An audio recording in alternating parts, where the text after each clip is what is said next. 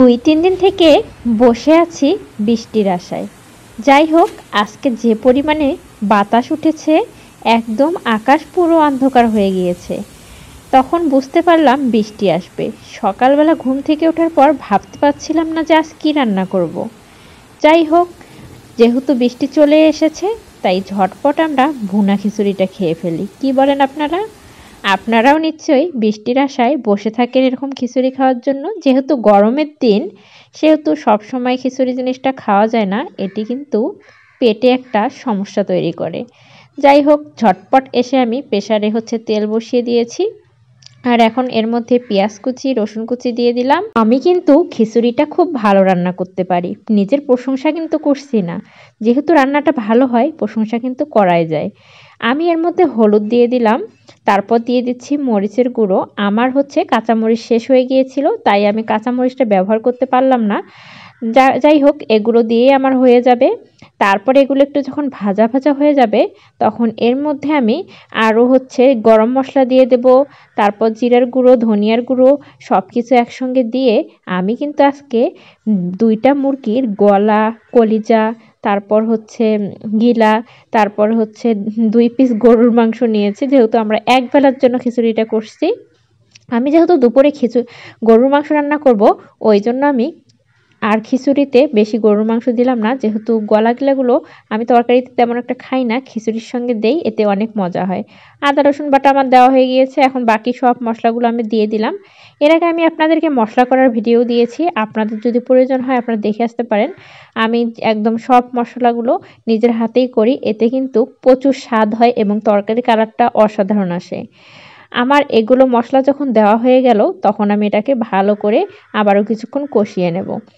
যাই হোক, খিচুড়িতে কিন্তু বেশি পরিমাণে একটু ডাল দিলে কিন্তু খিচুড়িটা মজা হয় বেশি। যাই হোক, যে পরিমাণে আপনারা চাল নেবেন, তার অর্ধেক পরিমাণে আপনারা ডাল নেওয়ার চেষ্টা করবেন। সেটি 2-3 ধরনের ডাল হলে আরও বেশি ভালো হয়। খিচুড়ি কিন্তু ডালের উপরে স্বাদটা বেশি ভালো হয়। এখন আমি পরিমাণ মতো লবণ দিয়ে দিলাম। লবণের পরিমাণটা প্রথম অবস্থায় আমি একটু কমে রেখে দেই, কারণ খিচুড়িতে লবণ বেশি হলে খিচুড়ি কিন্তু একদমই খাওয়া যায় না। আমার খিচুড়ি মোটামুটি পছন্দ, বাট গরম এসেছে থেকে আমি একদিনও খিচুড়ি করিনি। কারণ গরমে খিচুড়ি খেলে আমার পানি পিপাসা বেশি হয়ে যায় এবং গ্যাসের সমস্যা হয়।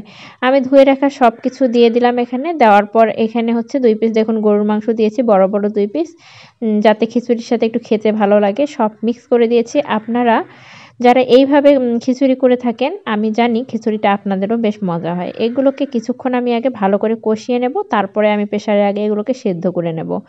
যখন ভালো মতো সিদ্ধ হয়ে যাবে, তখন আমি চালগুলো এখানে দিয়ে ভালো মতো পানি দিয়ে আমি প্রেসারের মুখটা বন্ধ করে দেব। যাই হোক, খিচুড়ি কিন্তু পোলাওয়ের চালের খিচুড়িটাও বেশ মজা লাগে, ভাতের চালের খিচুড়িটাও মজা লাগে।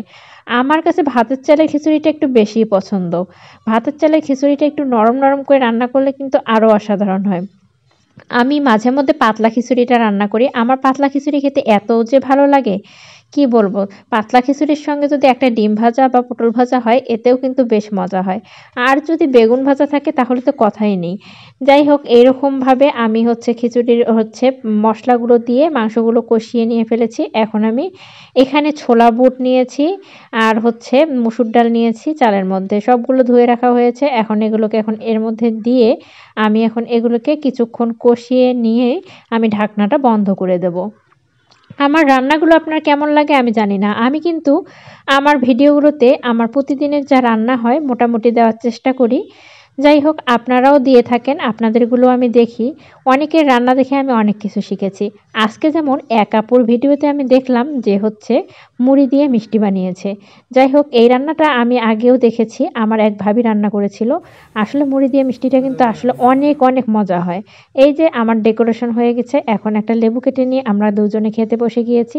জাস্ট অসাধারণ হয়েছিল কিন্তু খিচুড়িটা।